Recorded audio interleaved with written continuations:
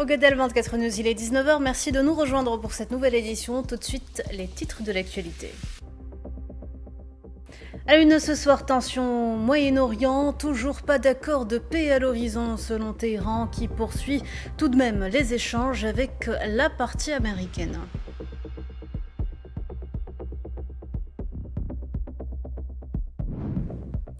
Les États-Unis continuent de rechercher, je cite, un accord majeur qui garantirait que l'Iran ne possède pas d'armes nucléaires. Washington se dit prête à reprendre la guerre si besoin.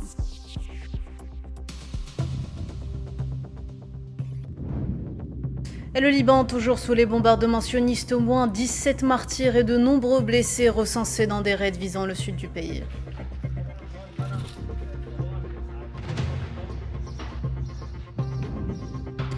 Épidémie d'Ebola en République démocratique du Congo. Le nombre de cas suspects s'élève à 1028 alors que le directeur général de l'OMS arrive à Bunia, épicentre de cette vague d'infection hautement contagieuse.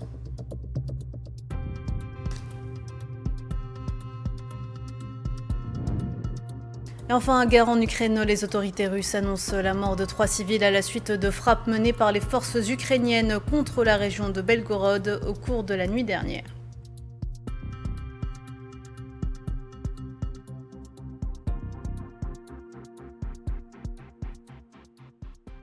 Bonsoir à toutes et à tous. Toujours pas de solution de paix à l'horizon au Moyen-Orient. Le porte-parole du ministère iranien des Affaires étrangères, Ismaël Baqai, a déclaré qu'aucun accord n'avait encore été finalisé avec les États-Unis, précisant néanmoins que les échanges de messages entre les deux parties se poursuivaient.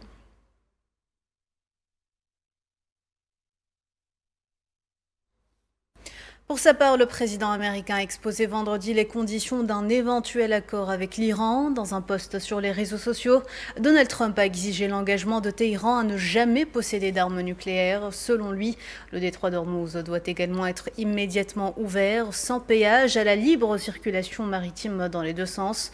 Et toutes les mines sous-marines, s'il y en a, devront être toutes neutralisées. Et concernant la compensation financière exigée par l'Iran pour la guerre et l'idée d'investissement suggérée par la Maison-Blanche, Donald Trump a déclaré « Aucun argent ne sera échangé jusqu'à nouvel ordre ». Fin de citation.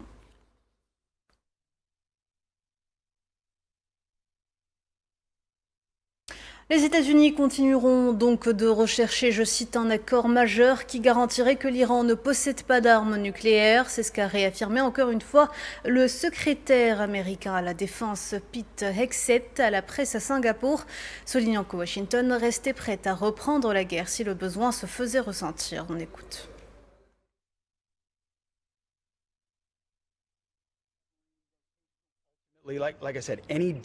Comme je l'ai dit, en fin de compte, si le président est prêt à conclure un accord, il ne le fera pas que s'il est convaincu qu'il est excellent pour notre pays et la sécurité mondiale. Un seul président a eu le courage de s'engager aussi clairement et de garantir, après 47 ans, que l'Iran est incapable de se doter de l'arme nucléaire. L'Iran sait très clairement quelles sont nos attentes. Il appartient désormais à l'équipe de négociation de les satisfaire. Ils sont sur la bonne voie. Les discussions ont été productives. Je pense qu'ils savent où cela doit mener et j'ai pleinement confiance en notre président qui ne conclut que d'excellents accords pour qu'au final, ce soit quelque chose qu'il sera fier de défendre. Cela garantit que l'Iran, qui, chacun sait, ne devrait pas posséder l'arme nucléaire, ne l'aura jamais. Au parallèle, Mohsen Rezaï, conseiller du guide suprême iranien Mojtaba Khamenei, a déclaré ce samedi que le président américain Donald Trump trahissait la diplomatie pour la 3e fois, et ce en maintenant un blocus naval imposé à l'Iran et en formulant ce qu'il a décrit comme des exigences excessives dans les négociations. L'agence de presse iranienne Fars, citant des sources, a également indiqué que le détroit serait rouvert aux conditions de Téhéran après la levée du blocus américain contre les navires iraniens.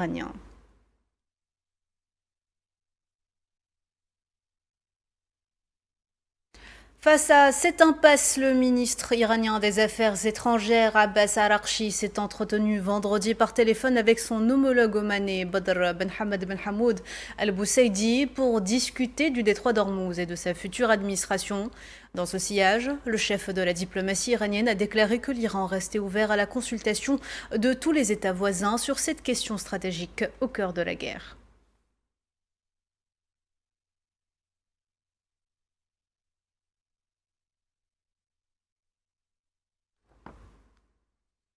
En plus du détroit d'Ormuz, le dossier du nucléaire iranien reste sur toutes les bouches. Le directeur de l'AIEA, Raphaël Grossi, a salué le projet d'accord américano-iranien visant à prolonger le cessez-le-feu de 60 jours pour relancer les négociations nucléaires.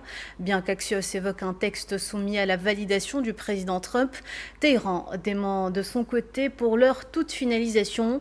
À noter que de profonds différends persistent encore concernant le sort de l'uranium enrichi à 60% et le rétablissement des inspections internationales.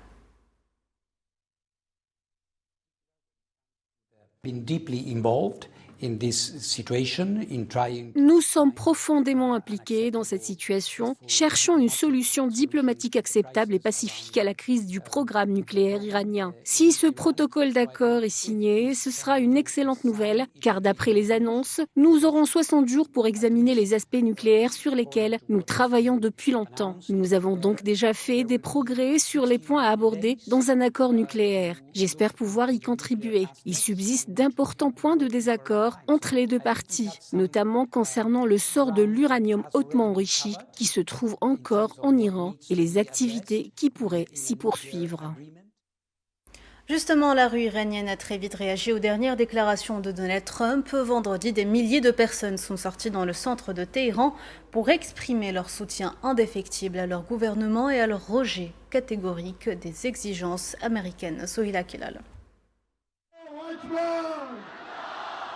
À Téhéran, place Inqilab était noire de monde vendredi soir. Des milliers de Téhéranais se sont rassemblés pour soutenir le guide suprême iranien, Mojtaba Khamenei, et exprimer leur scepticisme quant aux intentions du président américain de prolonger le cessez-le-feu avec l'Iran. Les Iraniens sont unanimes. Pour eux, Washington n'est tout bonnement pas digne de confiance, n'a pas réussi à atteindre ses objectifs et cherche par tous les moyens à noyer le poisson. Si ce qu'il dit est vrai, cela prouve que son blocus a échoué et que ses objectifs ne se sont pas atteints. Il n'a pas pu nous convaincre et pour éviter une humiliation supplémentaire, il prétend que nous levons le blocus. Il nous reste à voir s'il dit vrai. Le monde entier dit qu'il est faux et stupide. Il ne tient pas parole. C'est un menteur qui ne fait que dire des bêtises. Selon Trump, toute prolongation de la trêve exigerait que l'Iran mette fin à son emprise sur le détroit d'Ormuz et cède son uranium enrichi, condition que Téhéran rejette catégoriquement. Les Iraniens, sortis vendredi soir, soutiennent fermement la position de leur gouvernement. Ils estiment que leur pays est souverain et n'a pas à céder au chantage américain, que ce soit sur l'uranium enrichi ou sur le déblocage du détroit d'Ormuz. Je crois que nous avons commis une erreur en 2015 en cédant plusieurs tonnes d'uranium. L'uranium fait partie intégrante de notre terre. Pourquoi devrions-nous le céder? Le détroit d'Ormuz doit rester fermé jusqu'à ce que nos dirigeants annoncent le contraire. Nous maintiendrons cette position. Après des semaines de surenchères, de menaces et de déclarations contradictoires qui ont tenu le monde en haleine, le peuple iranien est plus que jamais déterminé à résister aux pressions américaines, estimant que cette guerre contre l'Iran a fait perdre à Trump toute crédibilité. Et on ne peut parler de guerre au Moyen-Orient sans parler de la situation chaotique du Liban où de plus en plus de personnes tombent en martyrs dans les raids d'agression sioniste. Ce samedi, au moins 17 Libanais ont été tués et plusieurs autres ont été blessés lors de frappes aériennes sionistes visant plusieurs villes de la région de Taïr dans le sud du pays, selon un nouveau bilan annoncé par le ministère libanais de la Santé.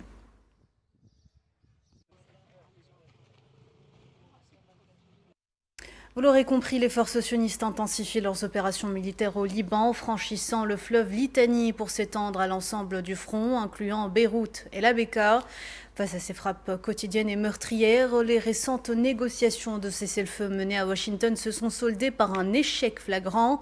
Le président libanais Joseph Aoun a insisté vendredi auprès du secrétaire d'État américain Marco Rubio lors d'un entretien téléphonique sur l'urgence absolue d'une trêve pour stabiliser le pays, alors que le bilan humain global s'est lourdement aggravé, atteignant désormais 3355 morts et plus de 10 000 blessés depuis le début du mois de mars.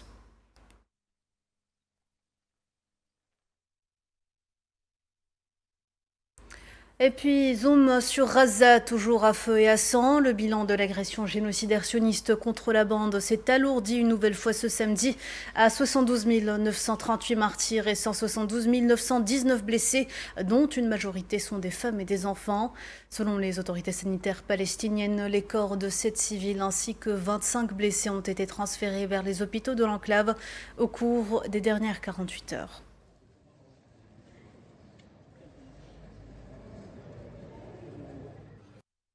Et au moins un Palestinien est tombé en martyr et d'autres ont été grièvement blessés ce samedi à la suite d'un bombardement aérien sur la ville de Deir el-Balah dans le centre de la bande de Gaza.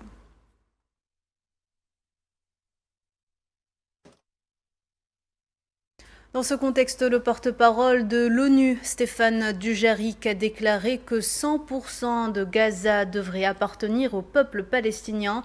Et ce, en réponse à une question sur les propos de Benyamin Netanyahou, selon lesquels l'entité sioniste étendrait son contrôle sur le territoire. 100% of Gaza should be for the Palestinian people. La totalité de Gaza devrait appartenir au peuple palestinien. C'est ce que nous voulons et nous n'avons cessé d'appeler Israël à se retirer de son occupation au-delà de la soi-disant ligne jaune et nous maintiendrons cette position. Our position. C'est un énième Aïd en plein génocide que les Palestiniens de Gaza ont dû passer cette semaine pour essayer de garder un semblant de vie normale. Certains habitants du camp de Nusayrat se sont rendus en masse dans un petit zoo local, de quoi redonner le sourire, en particulier aux enfants orphelins pour la plupart. Amalam Zenzetoune. À l'occasion de l'Aïd al-Adha, le contact avec les animaux offre un moment de répit thérapeutique aux enfants palestiniens. Bien que l'impact psychologique de la crise humanitaire demeure profond, les répercussions de plusieurs années de génocide affectent durablement la santé mentale des jeunes Gazaouis. Au sein du parc zoologique de Nusayrat, l'interaction avec la faune locale sert de support de médiation pour les aider à surmonter leur traumatisme. C'est excellent pour les enfants comme pour les adultes. Pendant les 3 années de guerre, nous avons tous vécu une période tragique. Nous étions constamment sous les bombardements et les destructions. À chaque explosion, nous nous demandions quelle maison a été touchée, qui a été tué. Les scènes de carnage étaient omniprésentes. Les enfants ont vu la même chose que nous, que ce soit sur le terrain, à la télévision ou sur Internet. Alors, nous les avons emmenés passer une journée dehors pour qu'ils changent d'air et découvrent d'autres aspects de la vie.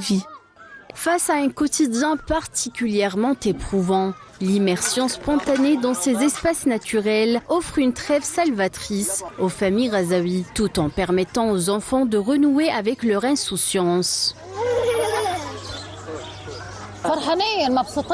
Les enfants sont ravis et s'amusent beaucoup. Ils vont d'un endroit à l'autre pour voir les animaux et apprendre à les connaître. Ils veulent se faire photographier avec le perroquet et le lion. Ils ont assisté au nourrissage du lion et ils ont vu les singes et les oiseaux. Certains enfants, nés ces dernières années, ne connaissent pas grand-chose à ces animaux. Ma petite fille, par exemple, ne savait pas ce qu'était un singe ou un lion. Le gestionnaire du site, Mahmoud Jouma, a précisé que l'inauguration de cet espace zoologique avait pour but d'offrir un divertissement aux jeunes riverains, tout en assurant la rentabilité financière des exploitants. Ces derniers ont en effet assumé sur leurs fonds propres l'intégration des coûts d'entretien de la faune durant une période transitoire de 3 ans. J'avais 15 lions, il ne m'en reste plus que 3. J'avais 100 singes, il n'en me reste plus que 20. J'avais aussi 17 perroquets, il n'en m'en reste plus que 6. Tout cela à cause des bombardements et des déplacements forcés. Face aux destructions d'une ampleur inédite, la population de Gaza déploie une résilience remarquable, articulée autour d'une double reconstruction, à la fois psychologique et matérielle, indispensable à son autonomisation. Dans l'actualité africaine, les autorités congolaises ont identifié 1028 cas suspects d'Ebola. C'est ce qu'a déclaré le ministre de la Santé, Samuel Roger Kamba, aux journalistes vendredi soir, contre 900 cas jeudi. À noter que le nombre de cas confirmés s'élève à présent à 225, alors que les autorités sanitaires du Congo et des pays voisins s'efforcent de contenir la dernière flambée de la souche rare de Bundibugyo, pour laquelle il n'existe ni vaccin ni traitement. ans. Cette épidémie, la troisième plus importante jamais enregistrée, dépasse la capacité de réponse mondiale.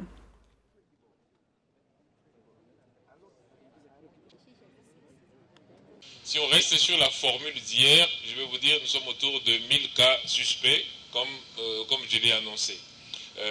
Peut-être 1028 cas suspects, c'est quasiment pas différent par rapport à hier. Mais ce qui est nouveau aujourd'hui, et qui va l'être davantage, c'est qu'avec les capacités de laboratoire que nous avons vraiment améliorées, à partir de demain, je vous dirai combien de cas d'Ebola nous avons.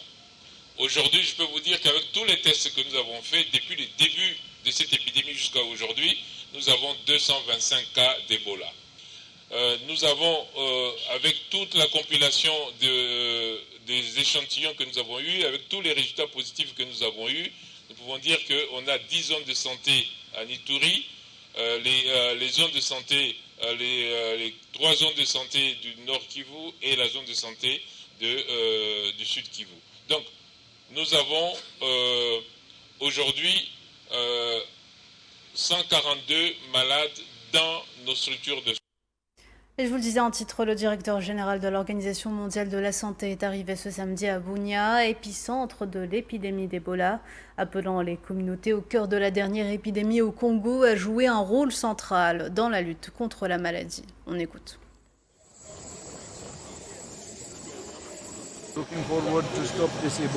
Bien sûr, davantage de soutien logistique, davantage de soutien financier, mais tout en nous concentrant sur l'urgence. Nous en profiterons pour renforcer le système de santé, car chaque crise recèle des opportunités et c'est ainsi que nous devrions gérer cette épidémie. La communauté internationale est impliquée sous l'égide du gouvernement de la RDC et parallèlement, l'appropriation par la communauté est importante. C'est pourquoi nous sommes ici pour discuter avec la communauté, voir comment la réponse est mise en œuvre et le cas échéant, apporter notre aide face aux difficultés rencontrées. Et malheureusement, face à cette épidémie, les femmes se retrouvent souvent en première ligne. À Bunia, qu'elles soient sages-femmes, infirmières ou mères de famille, ce sont elles qui soignent et prennent tous les risques, souvent privées de matériel de protection élémentaire. Maria Schouyer nous raconte leurs souffrances et leurs sacrifices. Face à la résurgence du virus Ebola à Bunia, la gestion de crise repose prioritairement sur l'engagement du personnel féminin, notamment les agentes d'entretien, les gardes malades et les mères de famille. Pour assurer le traitement du linge contaminé et la décontamination des locaux, ces intervenantes opèrent avec des équipements de fortune, palliant par leur dévouement l'absence de dispositifs de sécurité. Dans cette province de l'Est de la République démocratique du Congo, les infrastructures sanitaires basculent en alerte maximale, directement confrontées à une rupture systémique de matériel de protection. Ces gens-là sont nos malades qui sont suspects d'Ebola. Alors, ils sont hospitalisés chez nous. Ce que nous venons de faire, c'est l'étape des prélèvements. Il fallait qu'on fasse les prélèvements parce que jusqu'à présent, ce sont des cas suspects.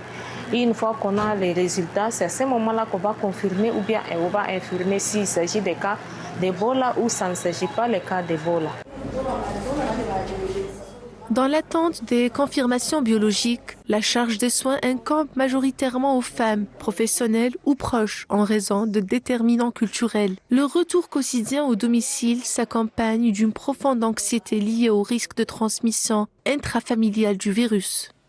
Si la personne est malade, la personne, si un membre de communauté est malade, la personne qui va venir aider cette personne malade, c'est la femme. C'est la femme qui viendra faire les bains, c'est la femme qui viendra nourrir, c'est la femme encore qui sera là pour, je ne sais pas, laver les linges et tout. Les gardes des malades sont en général les femmes. Alors, si la femme est exposée et qu'elle est infectée, donc logiquement, elle va passer l'infection à son entourage. Et les premières personnes qui vont être infectées, ce sont ses enfants.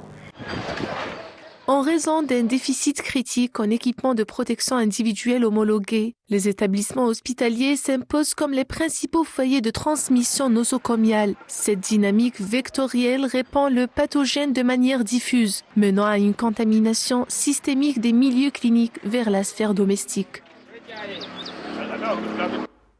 Un dossier que nous suivrons de près dans nos prochaines éditions. Conflit russo-ukrainien. Dans son rapport quotidien, le ministère russe de la Défense a affirmé avoir pris le contrôle de 10 nouvelles localités et abattu plus de 2600 drones ukrainiens au cours de la semaine écoulée. Des frappes ayant ciblé des entreprises militaires ukrainiennes, des infrastructures énergétiques et de transport et des bases aériennes ont également été lancées par les troupes russes.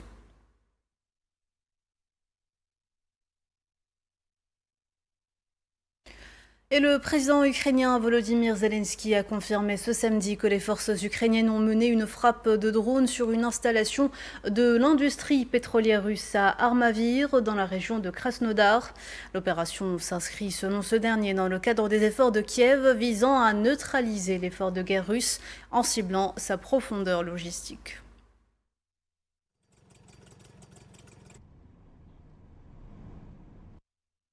Les autorités russes ont annoncé la mort de 3 personnes et fait part de 3 blessés à la suite de frappes menées par les forces ukrainiennes contre la région russe de Belgorod au cours de la nuit dernière. Dans un communiqué publié samedi, le ministère russe de la Défense a rapporté que la défense aérienne avait détruit 352 drones ukrainiens, intercepté 10 bombes aériennes guidées ainsi qu'un missile HIMARS.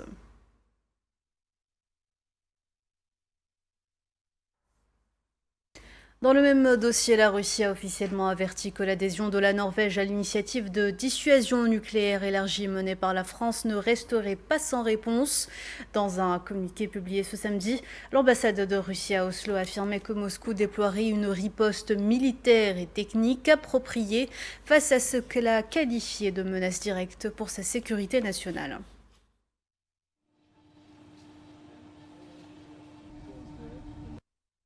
Et dans le reste de l'actualité, les Maltais ont commencé à affluer dans les bureaux de vote ce samedi pour des élections législatives anticipées. Les sondages d'opinion annoncent une victoire du Premier ministre sortant Robert Abela, qui fait campagne sur le bilan économique du Parti travailliste et la promesse de protéger Malte des crises géopolitiques. À noter que son principal adversaire est le candidat du Parti nationaliste Alex Borg, un avocat de 30 ans seulement, qui, s'il remportait l'élection, deviendrait le plus jeune dirigeant du pays.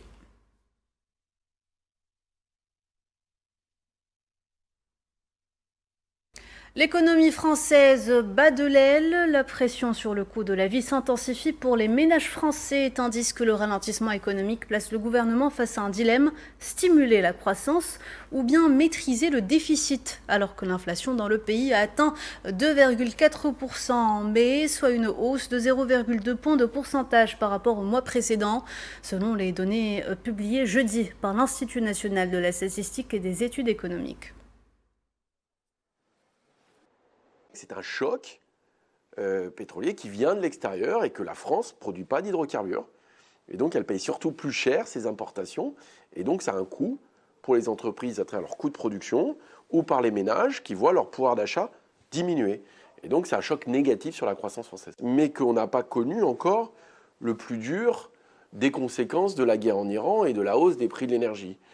Et donc, c'est vrai que le deuxième ou troisième trimestre risque d'être des trimestres difficiles. Et on ne peut pas écarter le fait qu'on puisse vivre une récession en France au regard des différents indicateurs. L'ambassadeur et représentant permanent de Cuba auprès des Nations Unies, Rodolfo Benitez Verson, a dénoncé le blocus énergétique et la menace d'agression militaire directe des États-Unis, et ce lors de la conférence du désarmement à Genève, stipulant dans son allocution que le blocus des carburants imposé par les États-Unis à Cuba depuis janvier équivaut par ses effets à un blocus naval, ce qui constitue un acte de guerre.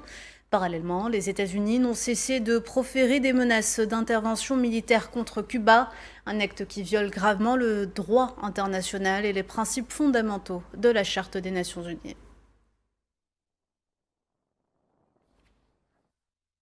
Le département d'État américain a annoncé jeudi qu'il désignerait les 2 plus grands groupes criminels brésiliens comme organisations terroristes étrangères au début du mois prochain. Une mesure que le gouvernement de ce pays sud-américain a déclaré interprétée comme une ingérence indue dans sa politique. Je vous propose d'écouter à ce sujet la déclaration du président brésilien Lula da Silva. Je suis très triste aujourd'hui après avoir appris que le secrétaire d'État des États-Unis, un certain Marco Rubio, a déclaré que nos criminels ici sont des terroristes et que les Américains peuvent intervenir. Nous n'accepterons pas d'être traités comme des enfants. Nous n'accepterons pas d'être traités comme si nous étions une république bananière. Et des sauveteurs ont sorti 4 personnes d'une grotte inondée au Laos ce samedi. C'est ce qu'ont déclaré des sauveteurs bénévoles thaïlandais quelques heures après qu'un autre homme ait été sorti tard vendredi. Ces 5 personnes font partie d'un groupe de 7 ressortissants laotiens qui étaient entrés dans la grotte pour y chercher de l'or, mais qui y sont restés piégés pendant plus d'une semaine, la montée des eaux ayant bloqué leur sortie. 2 autres personnes sont toujours portées disparues. Et voilà, madame, monsieur, on arrive à la fin de cette édition. Merci de l'avoir suivi. Restez avec nous sur Allemande 4 News. Excellente soirée à toutes et à tous.